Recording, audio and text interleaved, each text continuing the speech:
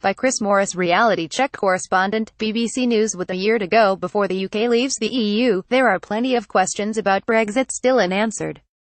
As negotiators continue to hammer out the details of the withdrawal agreement and start to outline the future relationship, many are wondering what will change and what will stay the same. Here are some of the questions posed by the BBC audience. I do not wish to be robbed of my European citizenship. I feel more European than British.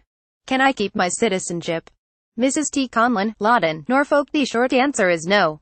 As I'm sure you know, there's no such thing as an EU passport, and you are an EU citizen only because you have a passport from one of the 28 member states. In effect, your UK passport gives you a number of rights and guarantees, including the ability to move freely between EU countries to work, live or study. But if, as expected, the UK leaves the EU on schedule on the 29th of March 2019, it will then become a third country. At that point, you'd no longer be a citizen of an EU country and consequently no longer an EU citizen.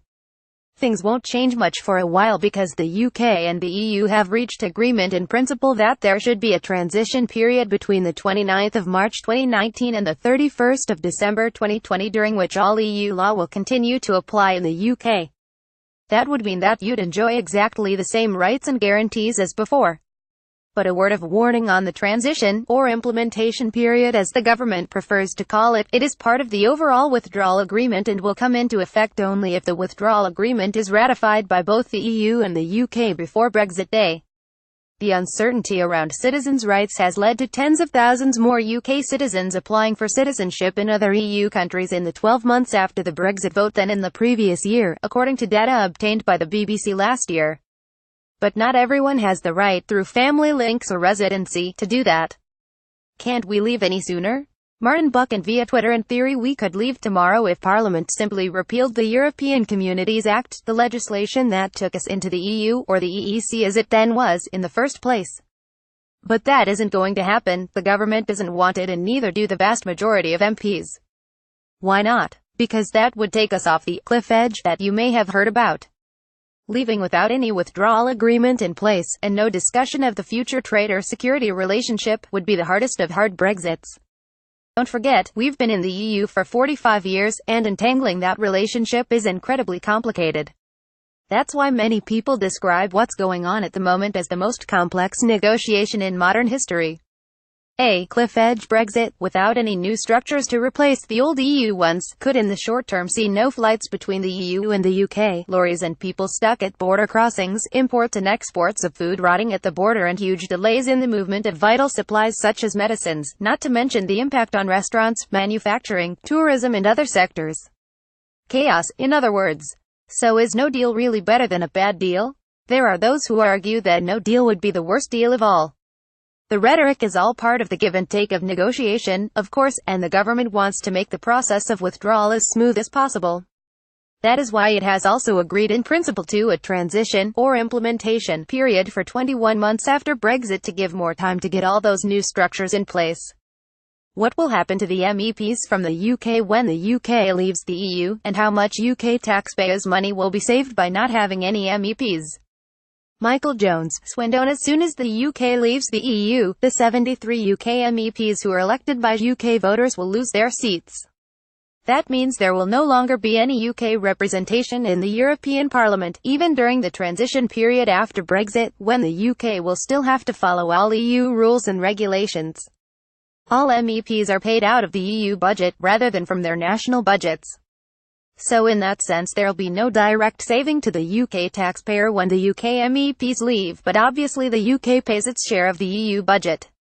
Once the transition period is over, at the end of 2020, the UK will pay only for specific things and the salaries of MEPs will not be one of them. Bearing all that in mind, here is a calculation.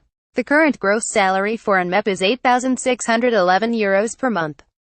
So, the total gross cost of all UK MEP salaries, at current exchange rates, is just over £6.6 million per year.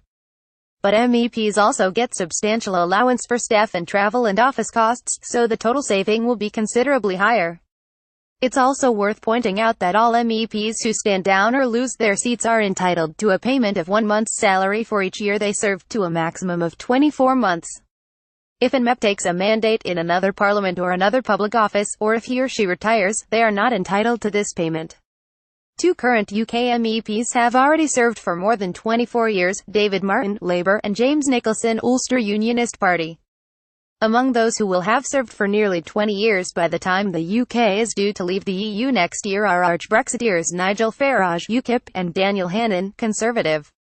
It is not clear at this stage who will meet these severance payments for departing UK MEPs, the UK government or the EU.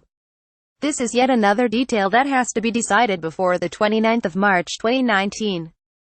And in terms of overall savings, remember the UK will be paying into EU pension pots, including the one for MEPs, for many years to come. Can we still do the Euro Millions lottery? Nigel Patrick via Twitteries, you will still be able to play the Euro Millions lottery and Brexit will not affect that. The bad news is that Brexit is highly unlikely to increase your chances of winning. Euro Millions might sound like it is run by the EU or by the countries that use the euro, but it has nothing to do with either.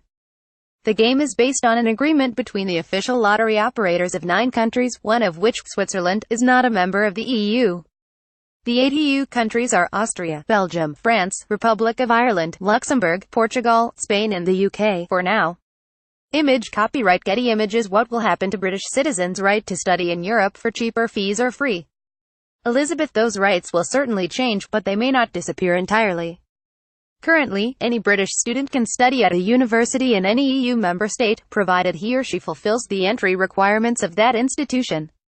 The rules also say that all EU nationals are entitled to use a host country's education system on the same terms as its own nationals. So a British student will pay the same tuition fees as the national of that country or no fee at all, if that's the case for the home students there.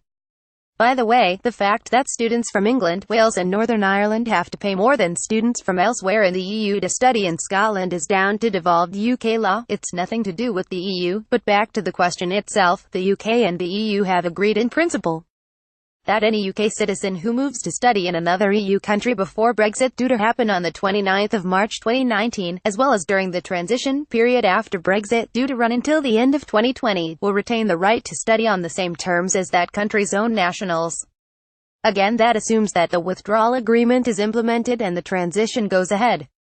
And it's worth bearing in mind that as long as you start your course before the transition ends, you will still pay local rates, even if your course continues after the transition is over. What about those who want to start studying in the EU after the transition, in 2021 and beyond?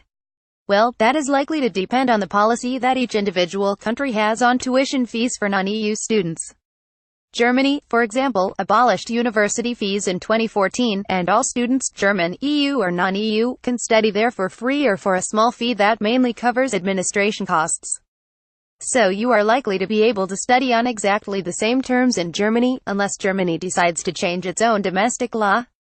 But in some other countries, the opportunity to take advantage of cheaper tuition fees will no longer be available. Are we going to lose our free mobile roaming when in the EU after Brexit? Gene Snowden via Twitter. We could well lose free mobile roaming, but it is hard to give a definitive answer at this stage. If the UK leaves the EU on the 29th of March 2019 with a withdrawal agreement in place, then it won't happen immediately. All EU rules and regulations, including on free mobile roaming anywhere in the EU, will continue to apply until the end of the transition period, on the 31st of December 2020. It's also possible that the transition period could be extended, but that's fairly speculative at this stage. So what will happen to free mobile roaming once the transition period is over? Well, at that point, EU laws will no longer apply to the UK, and UK mobile network operators will be able to reintroduce roaming charges if they so wish. Some major operators say they currently have no plans to do so, but that can't be guaranteed and it's bound to be affected by the commercial decisions taken at the time by both EU and UK operators. It's also possible that the UK government could create its own laws regulating roaming fees after Brexit. But we don't know if it would, and even if it did, any such law would probably have to take the form of an agreement with the EU. In other words, it would depend on a future UK-EU future trade deal that has yet to be negotiated. We never talk about the economy of scale created by the EU. How much would it cost for the UK to duplicate all the EU agencies? Stefan Cosson, London. There has been no estimate published for the overall cost of replacing EU agencies, and it would be difficult to come up with one. But it won't be cheap. There are dozens of EU agencies that the UK currently relies upon, regulating everything from aviation and maritime safety, through chemicals and pharmaceuticals, to food and drink. Some people might say we don't need them, it's all just excessive bureaucracy. But without regulations on airline safety your planes can't take off, and without regulations on pharmaceuticals you can't buy and sell medicines. So it does matter. Building new institutions from scratch, training staff and developing expertise, will take considerable time and money.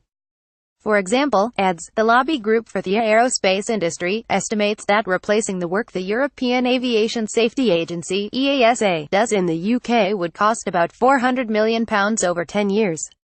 But one reason why it's hard to say how much money could be spent overall on new regulators is that the UK government doesn't want to duplicate the work of all EU agencies.